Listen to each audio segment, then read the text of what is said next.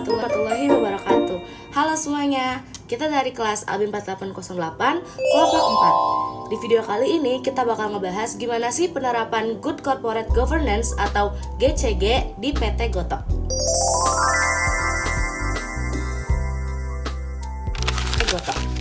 Topik ini tuh sangat penting karena GCG itu basically fondasi dari sebuah perusahaan agar sebuah perusahaan tersebut bisa jalan dengan sehat, baik dari sisi keuangan, operasional, sampai hubungannya sama investor dan masyarakat.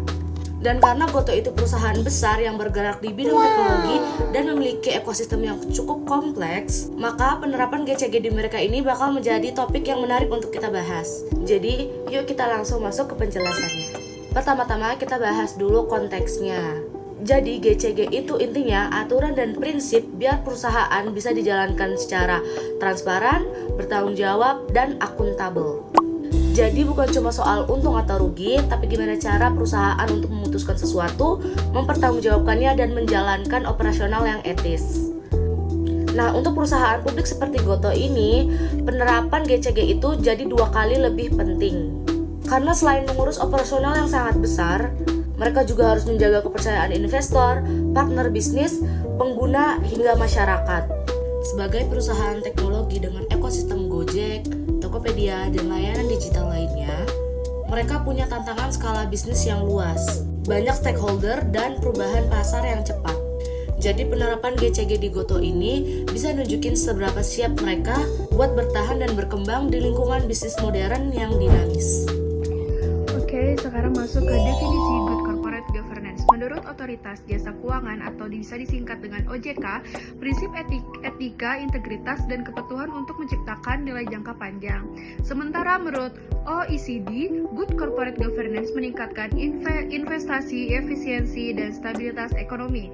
Tujuan Good Corporate Governance tersendiri yaitu keseimbangan profitabilitas dan keberlanjutan.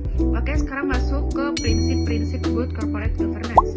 Yang pertama yaitu ada transparansi. Transparansi yaitu keterbukaan informasi perusahaan, yang berarti prinsip ini menekankan pentingnya keterbukaan dalam penyampaian informasi yang material dan relevan kepada seluruh pemangku kepentingannya. Selanjutnya, ada akuntabilitas. Akuntabilitas yaitu kejelasan fungsi dan pertanggungjawaban dari setiap organ perusahaan agar pengelolaan perusahaan dapat berjalan secara efektif. Setiap tingkat manajemen dan organ perusahaan seperti Dewan Komisaris, Direksi, serta Komite Audit harus memiliki peran dan tanggung jawab yang jelas. Selanjutnya ada responsibility. Responsibility yaitu kepatuhan hukum dan tanggung jawab sosial perusahaan tidak hanya fokus pada keuntungan finansial tetapi juga pada dampak sosial dan lingkungan dari kegiatan operasionalnya. Selanjutnya ada independensi, yaitu pengambilan keputusan bebas intervensi. Selanjutnya ada fairness, yaitu perlakuan adil kepada seluruh pemangku kepentingannya.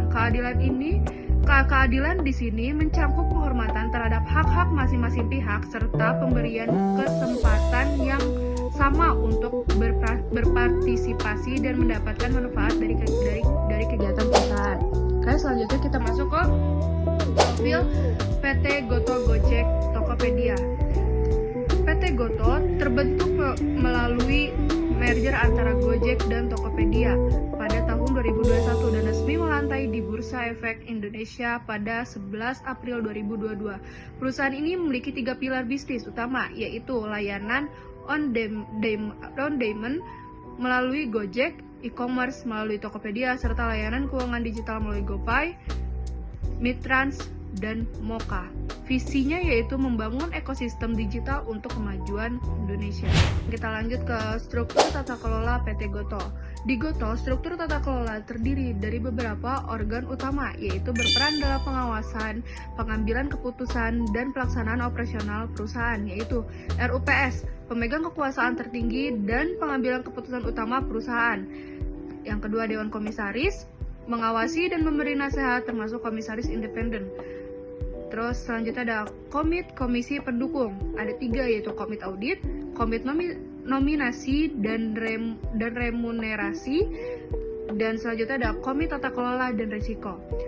Selanjutnya ada direksi. Direksi yaitu bertanggung jawab atas operasional, manajemen, dan pelaksanaan strategi bisnis.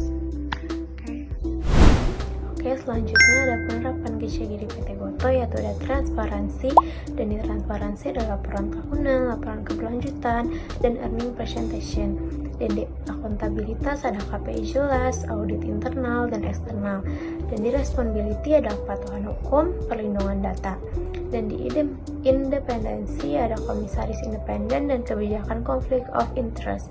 Dan di fairness ada perlakuan adil bagi mitra, karyawan, UMKM, dan kesetaraan gender. Selanjutnya ada monitoring dan etika perusahaan. Yang pertama ada audit internal berbasis resiko untuk mengawasi pengendalian internal dan audit eksternal. Independen menjaga akurasi laporan keuangan. Dan yang kedua ada whistleblowing, yaitu sistem untuk pelaporan pelanggaran secara aman.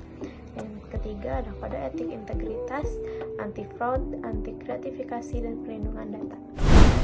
Berikutnya saya ingin menjelaskan mengenai tanggung jawab sosial dan keberlanjutan. Pada penjelasan ini saya ingin menjelaskan bagaimana Gotoh mengintegrasikan ESG dalam tata kelola perusahaan. Gotoh menempatkan kerangka 3-0 sebagai bagian dari pengambilan keputusan dewan. Dan ada zero emission dan zero waste yang diarahkan untuk mengelola resiko lingkungan dan meningkatkan efisiensi operasional dengan pemantauan oleh Komite Keberlanjutan. Sementara zero barriers menjadi dasar tata kelola sosial yang inklusif melalui pemberdayaan UMKM, inklusi keuangan, dan peningkatan akses bagi mitra. Berikutnya ada program CSR. Contohnya seperti makan bergizi gratis, GoPay berbagi kebaikan, Gotoh Merah Putih Foundation, dan Go Greener Electric Bike yang menjadi mekanisme nyata penyaluran tanggung jawab sosial yang terstruktur dan akuntabel. Secara keseluruhan, ESG bukan aktivitas tambahan, tetapi bagian dari tata kelola strategis Gotoh untuk menciptakan nilai jangka panjang. Selanjutnya ada tantangan dan strategi data. Di tantangan ada skala operasional yang sangat besar dan kompleks, risiko keamanan teknologi dan perlindungan data pengguna, konsistensi dan kepatuhan di seluruh ekosistem digital, dan pengawasan terhadap jutaan mitra. Dan strateginya yaitu penguatan manajemen risiko, pengembangan digital governance, dan peningkatan keamanan data dan kepatuhan regulasi, dan penguatan pengawasan etika dan budaya kepatuhan. Sekian dari kelompok kami. Wassalamualaikum warahmatullahi wabarakatuh.